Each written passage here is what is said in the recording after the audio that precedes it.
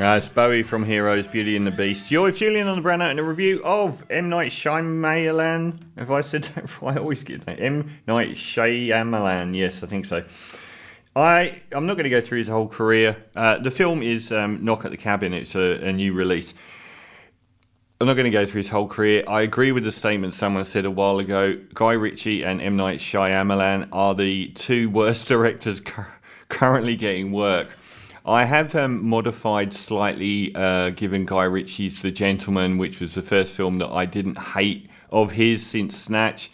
And the follow-up with Statham wasn't terrible, but he's yet to continue to put his feet forward. M. Night Shyamalan has had a run. Wow. He did The Village, Lady in the Water, The Happening, which were all trashed critically in a row, followed by The Last Airbender and After Earth, which are two of the most critically reviled films this century. And then followed that with The Visit, which was also reviled. How someone with such a track record continues to make films is mind-blowing. Like it's almost like Huey Bowl, but with a $20 million budget or a $100 million budget in some cases. Since then, things have got slightly more interesting. The film Split was better. It was his first decent one for an awful long time. And Glass, I didn't mind at all. I thought that, that Unbreakable is his best film for me. I thought they were all right. Old was his returning to sort of like his traditional horror fare, but it got pretty trash. Knock at the Cabin's got fairly decent-ish reviews. It's based on a novel, The Cabin at the End of the World by Paul G. Tremblay, which won a load of sci-fi awards, and stars David Bautista, the wrestler that has actually shown himself to be an incredibly good actor across a range of films. He made his name with the Guardians of the Galaxy, but actually branched out into more serious fare like Blade Runner 2049. And he's been good in everything I've seen him in, and he's particularly good here. No one else apart from Rupert Grint turns up. But the premise of this film and the book are very interesting. There's a gay couple and their kid. They don't really need to be a gay couple, but it does sort of have some relevance as the movie progresses. But they could have easily not been. And basically they suffer a home invasion when they're on holiday with their probably, 12-year-old or 10-year-old kid. I think it's Nikki Amuka Bird. No, it's not. Who is it? Wen, sorry. The kid's called Wen. Kristen Cui.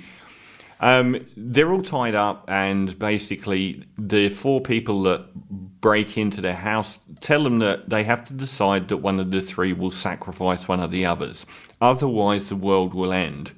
Obviously, this isn't greeted as a particularly sane proposition, that they have to kill one of the other of their family. But the manner and demeanour and language of the four people that break in is very different to what you'd expect. They're clearly terrified of what's going on, and they've all been brought there by visions of the apocalypse. They end up, when this first round of the family politely telling them to get lost happens, one of their own is killed. Deliberately, the one of the four that breaks in gives his own life, and it's very shocking. And they turn the TV on, and they can see that the first part of the apocalypse is starting to happen, and that it's going to come in waves. And each time they refuse to sacrifice one of their family, you get the notion that one of the four intruders is going to be sacrificed instead, but that the world will move one step closer to midnight.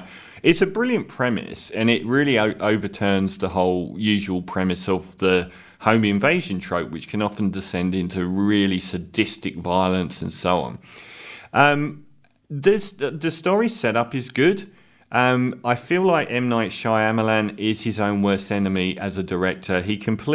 I loved Unbreakable, and right at the end he does this bit that is so cheesy and so unnecessary.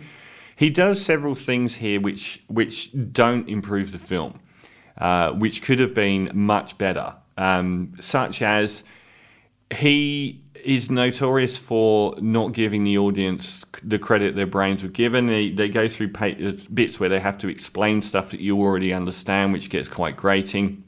He also goes very PG through the moments that he should be going R-rated. There's some pullaways and softening of things which happen at exactly the wrong moments, and tries to make it Spielbergian and more family friendly, when those are the moments where it should have been more confronting. Some of the cutaways to what's happening in the wider world are good. I found that good. I think some people have complained that some of the ambiguity of the novel is lost. I'm assuming they're referring to whether or not it's true what's happening, and that being an important element. If so, then they definitely make you 100% aware that it is happening. But it provides with some good moments. The wave that hits is really well done. The other thing is that there are two really strong elements in the book that are very pivotal to the story that he does the opposite with to make it a happy bunny scenario. Why he does that, I just don't know. He can't help himself. It's a truism through all of the films that he's made, that he's sort of done this very sort of pat version of something that could have been a lot harder or a lot better. So he waters down the brilliant premise. It's worth a once through, definitely. David Bautista is probably the only one that stands out, apart from Christian Curious, the little girl. She's really good. But the gay couple, why is it when they cast a gay couple with a child in TV and film, do they always have to be the blandest people on earth? They're like blander than the contestants in the American version of The Bachelor. They're like the most bland people you could ever find. There's no edge to them at all. They're so generic and homogenized and easily swappable that it's hard to ever care about them. I really cared about Wen, the little girl, because she's got such a dynamic personality. I cared about Bautista because he's just haunted by what's going on. But the lead gay guys are just so bland and so rote and so ordinary and so uninteresting that it's really hard to sort of believe in them or care about them. And as it progresses, there's some moments are a bit silly. It's definitely worth a once through. I wouldn't put it in the bad bracket of M. Night Shyamalan's films at all. It would be near top tier, which isn't saying a great deal. But it's a shame that he had to not water down, but actually reverse some of the story elements so that the opposite happens in the film to the harder edge versions that happened in the book. But overall, we still get the basic premise and how interesting that isn't lost. And it's a very interesting one that has a sort of wider metaphorical talk about, what human beings are, existentialism, and what you would sacrifice to, what the individual versus all of us, which is good, and which is why one of the things that he stops happening and reverses is a problem, because there is this notion of what the individual would give for one individual they love versus the whole of humanity that they don't know, which is the most potent part of the book. It is explored in the film. It just doesn't really go there. So overall, it's worth a once through, but it falls down an awful lot. So 6 out of 10 for A Cabin in the Woods.